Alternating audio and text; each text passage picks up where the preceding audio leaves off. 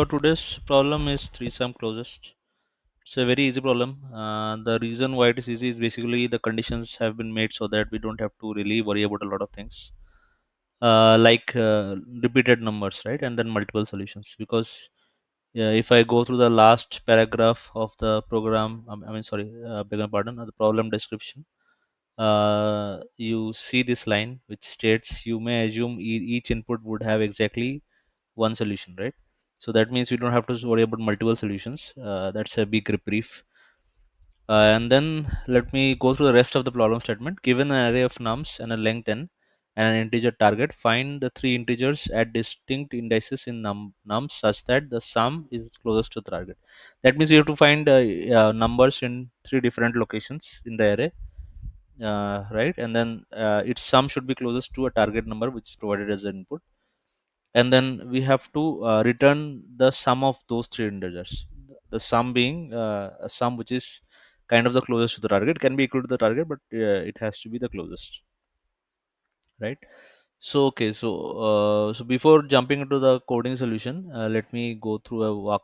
Let me try to explain how this algorithm works, right? So what I've done is that initially I have taken an I pointer, right? I've taken this I pointer which is initially at index 0, and then on just the next index of that I pointer is a null pointer, which is a left pointer, right?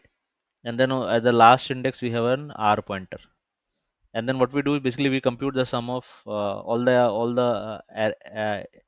elements that are there at this indices, and then see what sum it is. For this scenario, we get a sum of -1 -1 -3, right? We get a sum of -3, and then we keep the closest diff to infinity. Infinity in coding terms is always int max. So we have -3 sum here, and then that is better than int max because we only care about the absolute difference. Absolute difference here is 3. No, beg my pardon. Our target is 2, and then our sum is -3. The absolute difference here is 5. So we have to update this with a value 5, right? We're trying to get some minimal value, right, until our value is 5, and then this is greater than the target. So I'll beg my pardon. The sum.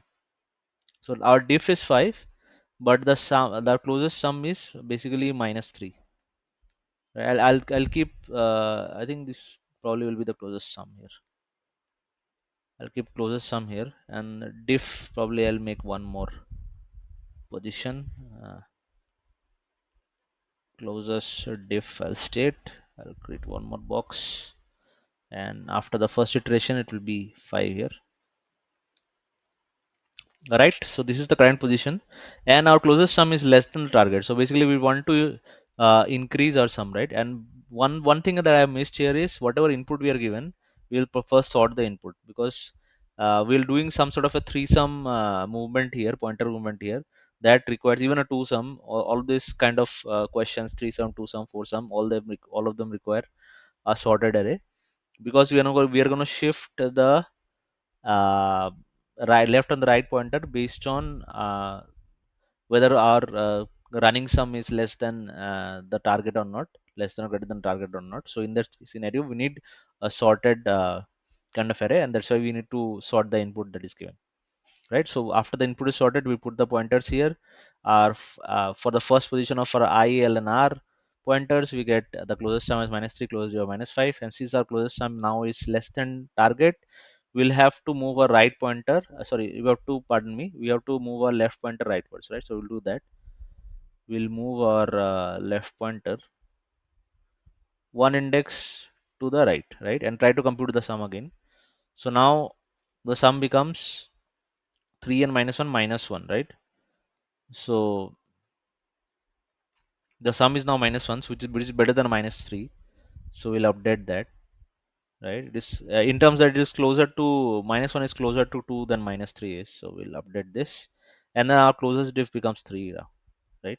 Okay, we're here, and then obviously still our closest sum is less than our target, so we have to move a left pointer. The problem is, as we try to move the left pointer, it will go in the position of the right pointer, and then we have a we have a condition which basically states that whenever the left pointer is not less than the right pointer, then basically yeah, we basically end this loop of traversal, end this set of movements for L and R for a particular I, and then move on to the next I. So our next I will be here, so we'll be moving our I now. So next I will be here, and obviously L would be at an index which is just to the right of I here, and R will start from the last index, right? So here, but fortunately, what happens is at this position we can see the sum is the sum is equal to 2, right? So which is better than -1, because that is exactly what our sum should be, and then our closest diff will become 0, which is the absolutely best scenario that is possible. So at this point we just completely stop the function and then return these three numbers as the answer. Or since in this problem we are required to return the sum, this will be the sum of these three elements will be the answer, which is basically 2. We'll return immediately, because once we get a closest diff of 0, there we can just can't be better than this, right? So I hope you understood the algorithm. It is very similar to a three-sum problem, and also in three-sum we need to take care of some cases in which there are repeating numbers. But I will not go into that now. But since the conditions of the problem has made it very easy for us, so and they have mentioned that we don't need to worry about multiple answers. I mean, all all the test cases will have basically one distinct answer, so we don't have to worry about multiple answers. So that's why we don't need to take care of these cases, and our code is much more simple than what it might have been for a different set of problem conditions, right? So now let us look at the code. It's the same thing what I have same algorithm that I showed in the diagram is what is being written here. So okay, so we have this closest group which basically stores the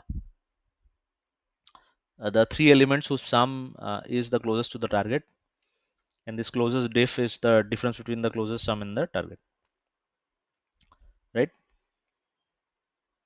And then basically that is what we start with. I starts with 0 and goes till n minus 1.